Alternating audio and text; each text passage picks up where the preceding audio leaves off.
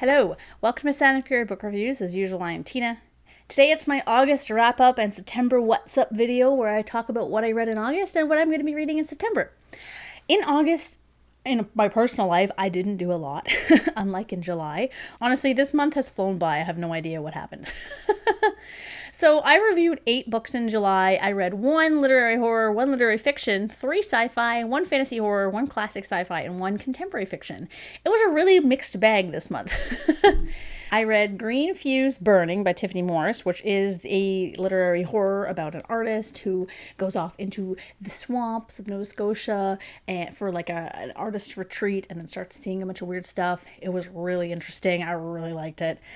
Then I read All the Worlds of Wonder, which is a literary fiction about a playwright who has dissociative identity disorder, but she believes that this is actually her muses channeling her, and then once she writes their story, they go away and another one takes their place. It was really interesting. I didn't like one of the characters, but I liked the other two, and at the end, I really enjoyed it. I also listened to Children of Ruin, Adrian Tchaikovsky's second one of that series on Audible. I really liked it. It took me forever to listen to it. It took me like 3 months because it's so long. I didn't like it as much as Children of Time, but it was really enjoyable and I can't wait to start the third one. I read The Circumference of the World, which was a very interesting kind of cerebral sci-fi, classic sci-fi homage that was good. I liked it. Solid book. I read South, which was a dystopian contemporary fiction about a man who is basically destroyed by the totalitarian state. And it was very bleak, but it was very interesting. I read Deus Irae, which is a Philip K. Dick and Roger Zelazny book about a man on a quest in a post-apocalyptic wasteland to find his god and take a photo of him. It's not as weird as I would have liked, and it had way too much religious stuff in it for me, so I was kind of like, meh.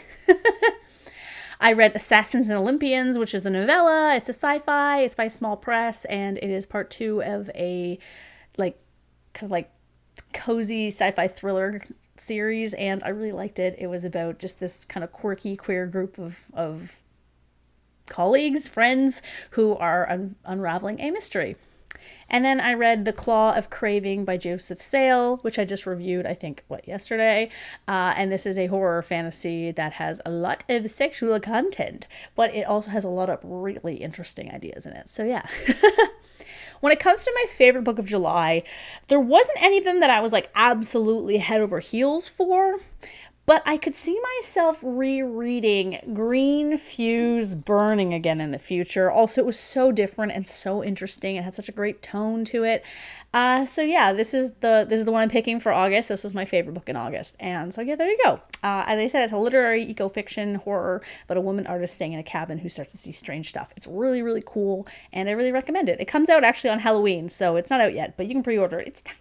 Look how small it is. Also, the cover's so cool. So what am I reading in September? Bookshops and Bone Dust.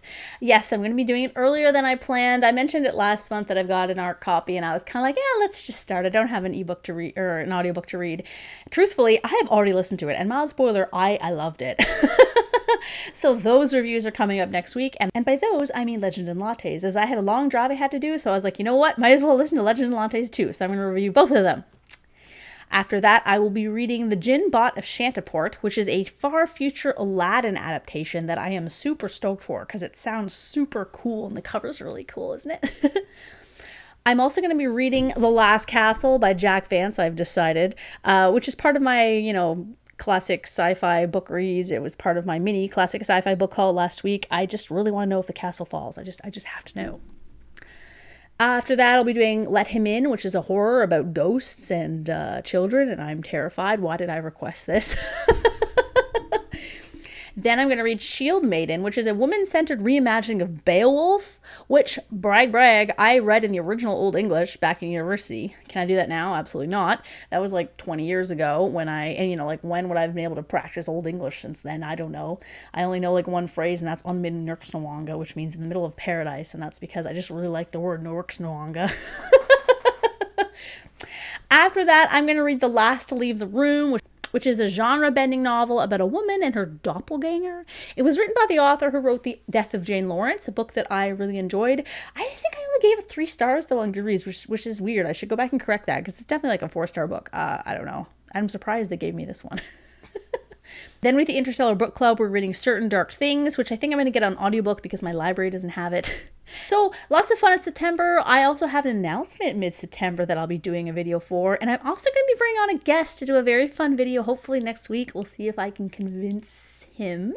And yeah, so look forward to that because I think it's going to be really funny. So yeah, I hope you guys had a great summer if you are in the Western Hemisphere. And if not, I hope you're having a good winter. I don't know. I only know about, Australia from Bluey, so that's the extent of my knowledge. So thanks.